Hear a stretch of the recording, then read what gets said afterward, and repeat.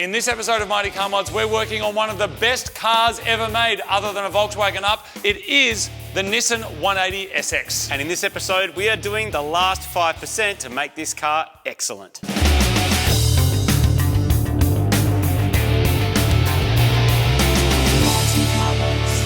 Welcome to another episode of Mighty Car Mods. In this episode, we are working on the best car ever created anywhere in the universe, the Nissan 180 SX. It's rear-wheel drive, it's manual, it's turbocharged, it's JDM and absolutely awesome. And this one here has had a bunch of mad, tasty mods. I love this car. It's my car. It's fantastic. It's the best car we have in the fleet. It's better than this. Oh, sorry. Easy. But it is. They know it. Easy. You know it. It's better than that. What is it? A 180 SX. We've done a Type X conversion on the rear. It's got a Vertex bar. It's got some mad wheels, good fitment. We got Michelin Pilot Sport 5 tyres. Excellent upgraded tyre to the Michelin Pilot Sport 4. Great for the track, great for the street. Recaro seats. Haltech, we tuned it. We made, what did we make, 180 kilowatts? I wanted 180 kilowatts for my it. 180 SX, but we got that. I think it ended up making like 200 and something, but we managed to wind it down a little bit. It's capable of more, and it is an excellent base and an excellent, awesome, all-round fun car. There's not as many of them left as there used to be. A lot of them have been drifted into gutters and crashed into things at races, and there's a reason they're so popular for a light rear-wheel drive chassis. This is a pretty awesome car, but we are up to the sort of last 5% of just fixing little things. Like we had an issue with the power steering where we just blew a power steering hose and made it annoying to drive. And also it's just had this really annoying rattle. Yeah, and those are little things that you absolutely want to fix because like it's got a front mount, it's got a mad radiator, it's got a brand new turbo, like a brand new T28 from an S15. So we've done all the stuff to make it awesome, but there's a couple of little things that were not great. I want to talk prices quickly. When I bought my first 180 SX in probably the late 90s, that's how old I am, it was $4,000. So it was 4 million yen. My mates were paying 10 grand in the early 2000s. Yeah, and so now 40, 50, 60. There was one for 70 a couple of weeks ago. Absolutely crazy. But there's a problem with it. Let's send it up and show you what the issue is. My number plate is 180, and anybody that says that it's one bot is a dickhead because it's not one bot. It's 180, and he keeps saying it's one bot to try and piss me off because one bot sounds like it's only got one bot. Yeah, I know. It doesn't have cheeks. But that kind of robot vomit number plate is kind of the number plate people have on Hondas, right? Well, it's 180 turbo. It's that old school thing. But is that one bow then? No, that's 180. No, that's one bot. That's 180. What makes it go from an 80 to a BO? Because you've got a consonant following the zero. Everyone knows that with number plates, man. It's the number plate thing. Everybody, it's 180. It's hard getting number plates these days for your mad car because, like, that's gone. Is it? No, because people that are coal rolling. Like, because that's trains. Oh, Cummins. Yeah. Oh. No. A Cummins diesel. What are you talking about? A Cummins diesel. Yeah, no, but I'm talking about coal rolling. They make like good a train. cider too. Who does? Cummins. Do they? Can you keep sending my car? I'll send my own car up into the sky. What else have you seen? Clag. That was gone. For when they're both in the car. All right. For when both people are driving, that's cool. What else? Moist, you can't get. Can't get moist. They've actually got a thing that if it seems a little bit rude, they just don't allow you to do it. Yeah. Which is weird. And if they decide afterwards they don't like it, they reclaim your plate. Do they really? Yeah. Right. Because remember you tried to get BG CK UP. Yeah. And they were just like, nope. Badger cock up. Yeah. Yeah. Remember? Yeah. Do you remember, Rock? Yeah. Anyway, let's go. We're wasting the internet now. Badly. Properly wasting the internet. I apologise if you're in the middle of Alaska using a satellite Starlink to get the internet right now while trying not to be mauled by a bear. And these two dickheads are just talking shit, wasting your internet, and you're paying by the megabyte. Really confusing. If you had a sheep farm, you'd be like, why are my sheep making all that noise?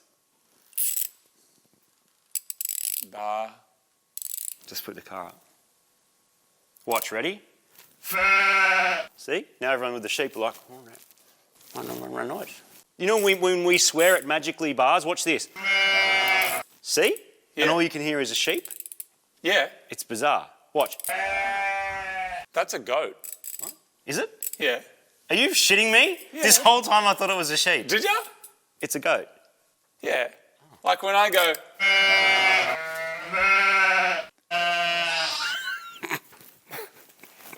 They're all goats. So the exhaust is one aspect of this build that didn't get a whole lot of love because we already had some exhaust components that were on the original car and then we just had to modify them to fit. I've just counted all of these components. There are 17 different little chunks of pipe to make the whole thing. And I've undone a couple of bolts up there to try and accentuate the problem. But what you hear is it's so hard mounted. It just rubs, it knocks, it makes the whole car vibrate. And so we decided we would fix that with something that I'm about to show you that is freaking awesome. You might be wondering why we use this exhaust system in the first place. It is the one the car came with, at least a good proportion of it is. Partly because it's already 3-inch, it already fitted. We thought it fitted really well. We later discovered it actually vibrates and rubs. And we thought maybe it had really hard engine mounts and it just seemed like a weird thing, but actually the exhaust was rubbing on so many different points, it's basically not using the rubbers, which is the whole point of the rubbers, is to disconnect that vibration. The other thing is kind of hard today to get a good quality 180SX exhaust in Australia. And I say good quality like something you'd want to put on a build that's had this much effort put in. You can get like cheaper ones, but they're very noisy and we didn't want a really loud one. And 15 years ago, there'd be heaps on the shelf all over the place, but now from 180, it's kind of a specialised thing now. Yeah, and what a lot of people don't realise is you can get yourself a made-to-order exhaust for this car from Japan. Check this out. This here is a completely custom-made exhaust for the 180SX that we got from Japan. It is a Fujitsubo system. This is not a sponsored video. We were proper customers. We ordered it and bought it. It was overnights, plural, parts from Japan. And the reason that we got one of these is A, they still make them brand new and they are made to order, but also this is what we got for your Super Turbo, right? It was excellent. Remember how good it was? Yeah. It just fit and it was beautifully made. And you might be wondering, why do they still make this stuff? Well, they don't really leave them on the shelf. The truth is they make these with big CNC mandrel bending machines and just load a program in. So your custom order one literally comes through the door as an order, they punch it in, they get the pipe goes in the machine, it gets bent up, they do a couple of welds, and there's your 180SX exhaust system. It's kind of cool that manufacturing is still a thing, and also they can do it so inexpensively because I guess labour's a bit cheaper, but also the machines have come so far. Because to get this made from scratch, custom in Australia with our labour rates is like thousands of dollars. There was also a period of time, remember when I was saying that you could get kind of a 180SX for 4 or 5 grand, then an exhaust may be half the cost of your car, whereas now we're talking about it being 5% of the cost of your car. So there's actually a business case for them to make it. I actually can't remember what we ordered. I hope it's a turbo vac system. Otherwise we're getting a little bit custom with it. But we and you are about to find out. Let's see what we got. That's a catback, isn't it? That's, I don't know. Don't know is the answer. There might be another box that has the rest of it in it though. We've got to have a look.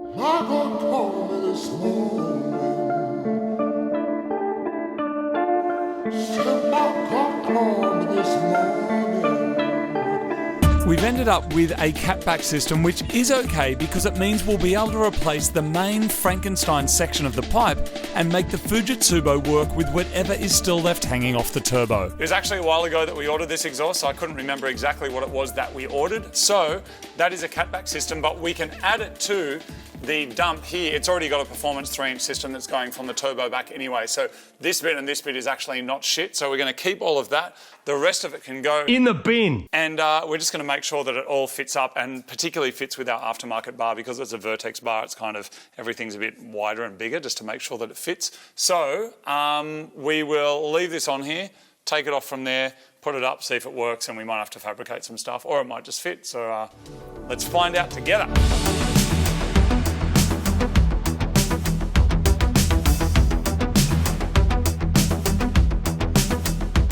Last exhaust hanger coming off with this amazing exhaust hanger tool. Thank you, humble mechanic, for showing us that.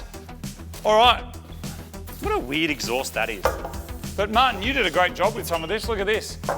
Remember this here? I remember we had to get that distance right to make sure that it would actually move out far enough. But I got a feeling We have the same similar issue, aren't we? that if we lay this down, we're going to have to move those mounts further back for the tip to be in the same spot. Part of the issue is you actually run into the end of the car. Like there's metal under there that means your exhaust can only go so far, so potentially you have to extend your tip or whatever. But we'll just have to fit it up and have a look. It is made for a Type X, but maybe not with the massive kit on the back of it. You can see where the rear of the car, like the bumper's meant to attach to this, and it is, that much difference. Like that's how much fatter it is. And I reckon if you come with me, I reckon that is going to be the difference between that and that. Look at that. So that is the distance. That's how much fatter a vertex bar is going to be. So yeah, we might have to take these off and move them, but then that won't be long enough. I don't know, we'll work it out. The new system looks so good compared to the old one, and the quality of the build is exceptional. But we've now realised that we don't have everything we need because we don't have a new catalytic converter. Both of these exhaust systems are 3-inch performance exhaust systems. The main difference being that the new Fujitsubo one doesn't have 50,000 different cuts and welds in it. There's also a bit more muffling to be done here. You can see there's a bit more size here instead of this kind of cannon style outlet. Then we've got our bends down here. We've got a resonator, and then down here we've got a bunch more pipes and then a catalytic converter. What I don't have on this one, because of what we bought, is a catalytic converter, so that would normally mean having to order something, or if your mate's been working on his Lavorg and you're really, really desperate for a high flow cat, you could get something like this. Dude, that's my shit. You can get something like this that is from this Subaru Lavorg, and even though this is a whole piece, you can see where it goes from the turbo back, you could just chop this off your Subaru project and then put my it, dump excuse me, mate. So we can just chop this. Now the thing to check is if this flange here actually fits. See if it does, this becomes quite a simple job. You could just drive it like that. That fits. So all we need to do is get, this is like an NVIDIA exhaust. Nice system, we're gonna chop it right there. Excuse me, mate. You all right? We're gonna give it a chop right there. We're gonna add it to the rest of the Fujitsubo system. That's my shit. And then you're still talking. That's my shit. It's you can't ours. just take it. This is our shit. Can I have it? Yeah. Thank you. If you buy me a burger. I'll buy you a burger, right, but it has to be a not burger, the sanitarian not burger veggie burger, without avocado. Because like you might have seen in our recent episode, when we took our Hilux out, avocados aren't vegan anymore. But Travesty, I know. I do avocado. What? I do avocado. It's up on the hoist. Holy shit. I'm stealing this from Martin's Lavorg. I'm cutting it. I'm sticking his Subaru shit on my Mad Nissan. Can you put yours in the back, please? I can't. It's got to go sideways. The preference here is to go sideways.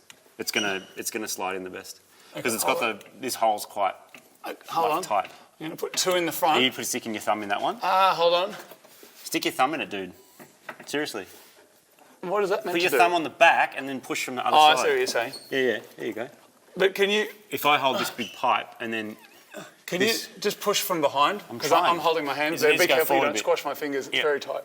Got it? Oh, dude, you're hitting this I think rubber I'm in the up wrong hole. Hold on. here. No, you've got no, it's the right hole. It's just a different rubber. There it is. It just popped out the end. Can you get it in the This side one now? has to go completely sideways. Yeah. It's just hard to get it through the first bit. Hang on. Hold No, you stick your fingers in that bit. on. We'll do it together. Ready? Push. 3, 2, 1, go.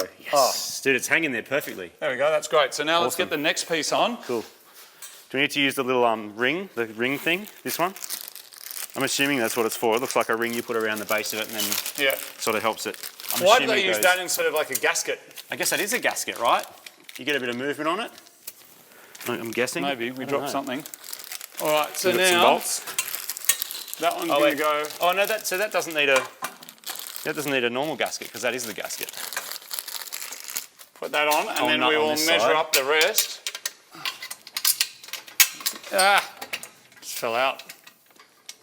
There's another rubber you can put it through on this bit, which might help. It's holding it up, man. There we go. All right, and I'll nut through this one. So that can stay a bit loosey-goosey for now, and then we'll make up our little pipe. So if we measure that out just with a measuring tape, that actually looks straight. Like it won't probably- need much angle, but the orientation of the flange will change. Look at that. I forgot that the end of the Mighty Car Mods these are our measuring tapes. I forgot. They're magnetic, dude. That's awesome. Look at that, just holds on. So that is exactly, being Japan, I'm going to keep going in centimetres, Martin. That's 31 centimetres exactly. Like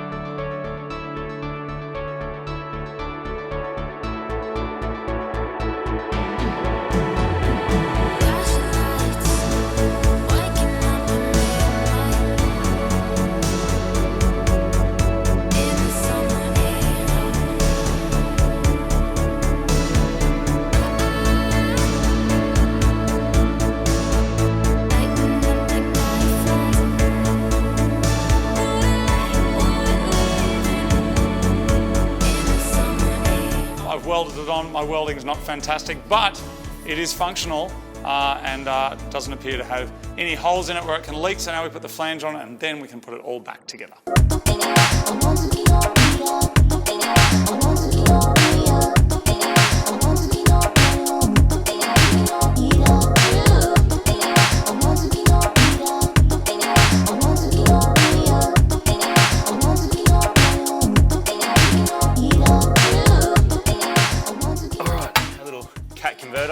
Thanks to the Levorg, is now in place. Thank you, Levorg. Thank you to all our Subaru friends. And straight away, the biggest change is, doesn't hit anything. Before that would go, bah! Remember as soon as you moved it? It's perfect. It fits really nice. And that's aftermarket sway bar as well, which don't always fit exactly the same as factory. I'm really happy with that. That's great. We bring it down and check the front. Yeah, bring it down. I got to put a couple of bolts back in the top of the dump, off the back of the turbo, and then we'll just check everything else up there, because there was an exhaust leak and we didn't know where it was, but since looking at that exhaust, there are a couple of little holes and stuff in there, so that will fix that.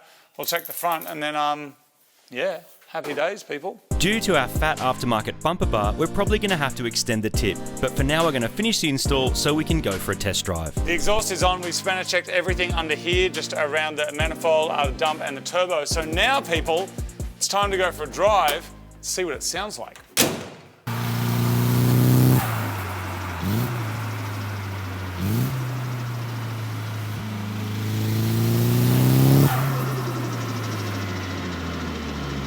One of the best feelings modifying your car is installing some mad quality parts onto your mad car, and I reckon this is now sitting at about 98%. It is so close to just being perfect. Now, it wasn't a perfect fit due to us not having all the different parts that we need and also not remembering what we ordered, but now it's very, very close. I think it needs some minor adjustment, but we're very close. And remember, this episode is proudly brought to you by Mighty Car Mods merchandise. By us. We got mad black hoodies, we got chopped tags. We have microfiber cloths in black and in red.